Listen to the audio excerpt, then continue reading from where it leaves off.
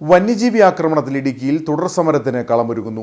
ജനകീയ കൂട്ടായ്മകൾക്കും രാഷ്ട്രീയ പാർട്ടികൾക്കും പുറമെ മത, സാമുദായിക, കാർഷിക സംഘടനകളും സമരരംഗത്തേക്ക് ഇറങ്ങുകയാണ്. വന്യമൃഗങ്ങളുടെ എണ്ണം നിയന്ത്രിക്കാൻ മാർഗം സ്വീകരിക്കണമെന്ന് ഇടുക്കി രൂപത ആവശ്യപ്പെട്ടു. വിജയപുരം രൂപതയുടെ നേതൃത്വത്തിൽ മൂന്നാറിൽ ജനരക്ഷാ റാലി സംഘടിപ്പിക്കും. ആക്രമണകാരികളായ മൃഗങ്ങളെ വെടിവെച്ചു കൊല്ലാൻ നിയമമുണ്ടാകണമെന്ന് കിസാൻ സഭ വ്യക്തമാക്കി. കോൺഗ്രസിന്റെ നേതൃത്വത്തിൽ ജില്ലയിൽ ആകമാനം തുടർ സമരങ്ങളും സംഘടിപ്പിക്കും. വേനൽ രൂക്ഷമായതോടെ വനമേഖലയോട് ചേർന്നുള്ള കാർഷിക, തോട്ടം മേഖലകളിൽ വന്യമൃഗങ്ങളുടെ സാന്നിധ്യം പതിവായിരിക്കുകയാണ്. കാട്ടാനകൾ കാട് കയറാൻ കൂട്ടാക്കുന്നില്ല. ഒരാഴ്ചക്കിടെ 3 വാഹനങ്ങൾക്ക് നേരെയാണ് പടയപ്പയുടെ ആക്രമണമുണ്ടായത്.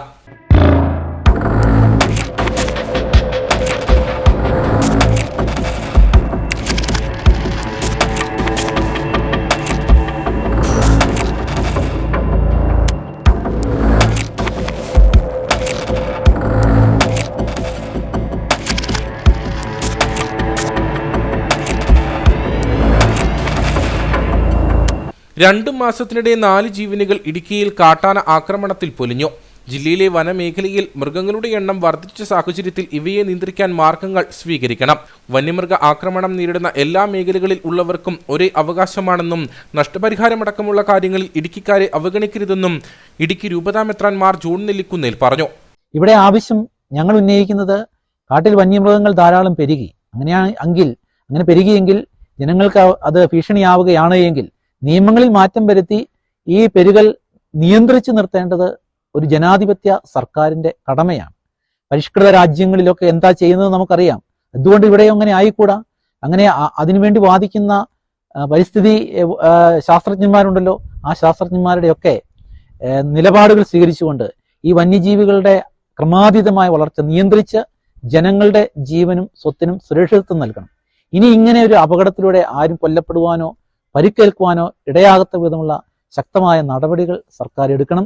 അതുപോലെ തന്നെ പരിക്കേറ്റ ആളുകൾക്ക് ഇനിയും നഷ്ടപരിഹാരം കിട്ടേണ്ടവരുണ്ട്. അതുപോലെ തന്നെ കൊല്ലപ്പെട്ട കുടുംബാംഗങ്ങൾക്ക് ചിലപ്പോൾ നഷ്ടപരിഹാരം കിട്ടിയിട്ടുണ്ടോ എന്ന് ഞങ്ങൾക്കറിയില്ല. അക്കാര്യത്തിലൊക്കെ വ്യക്തമായ ഇച്ഛാശക്തിയോടുള്ള തീരുമാനം സർക്കാരിന്റെ ഭാഗത്തു നിന്ന് ഉണ്ടാകും. വിജയപുരം രൂപതയുടെ നേതൃത്വത്തിൽ ശനിയാഴ്ച ഉച്ചയ്ക്ക് 2:30 മൂന്നാറിൽ റാലിയും പൊതുസമ്മേളനവും നടക്കും. രൂപത സഹായ മെത്രാൻ മാർ ജസ്റ്റിൻ മടത്തിപ്പറമ്പിൽ നേതൃത്വം വഹിക്കും.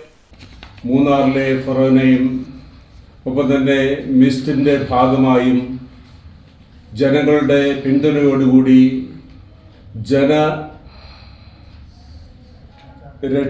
ജാഗരണം എന്നുള്ള ഒരു പരിപാടിയുമായിട്ട് മുന്നോട്ട് പോകുവാനായിട്ട് ആഗ്രഹിക്കുകയാണ്.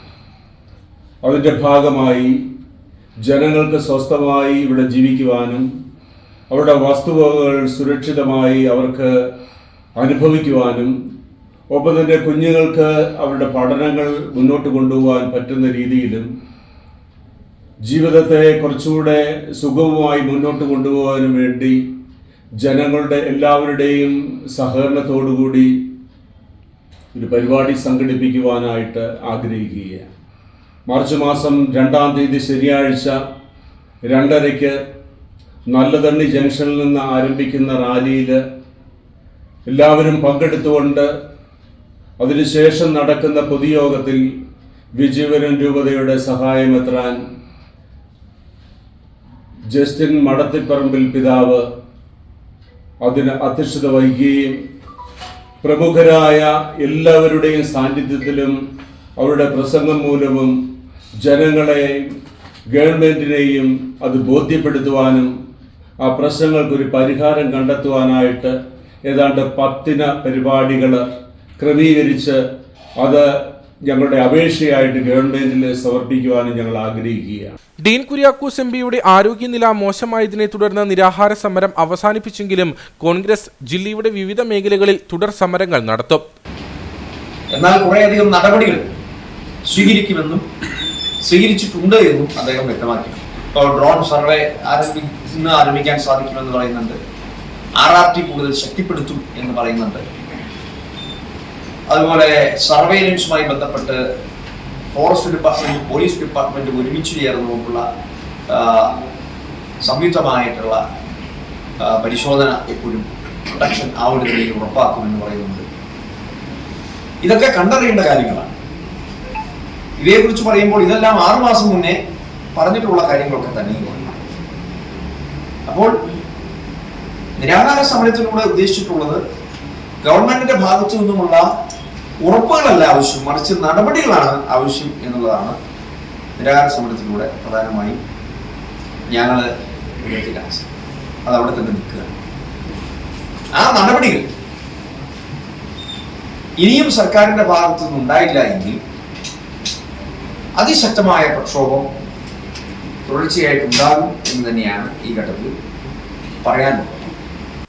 വിവിധ കാർഷിക സംഘടനകളും ശക്തമായ പ്രതിഷേധവുമായി രംഗത്തെത്തിയിട്ടുണ്ട്. അടിയന്തര നടപടികൾ കൈക്കൊണ്ടില്ലെങ്കിൽ ജനം നിയമം കയ്യിലെടുക്കുന്ന സാഹചര്യമാണ് ഇടുക്കിയിൽ ഉള്ളതെന്ന് അഖിലേന്ത്യാ കിസാൻ സഭ ജില്ലാ നേതൃത്വം മുന്നറിയിപ്പ് നൽകി. കൃഷിക്കാരെയും ജനങ്ങളെയും ജീവിക്കാൻ അനുവദിക്കാത്ത ഗുരുതരമായ സാഹചര്യമാണ് ആനയടക്കമുള്ള വന്യജീവികളുടെ ശല്യം മൂലം ഇടുക്കി ജില്ലയിലും കേരളത്തിലും ഉണ്ടായിക്കൊണ്ടിരിക്കുന്നത്.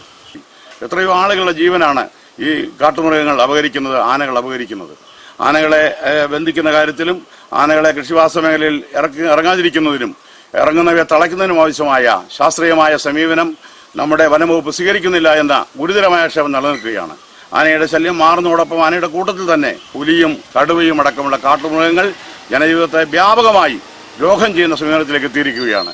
അതുകൊണ്ട് ഈ കാര്യത്തിൽ അഖിലേന്ത്യാ കിസാൻ സഭയുടെ ശക്തമായ പ്രതിഷേധം അറിയിക്കുകയാണ്.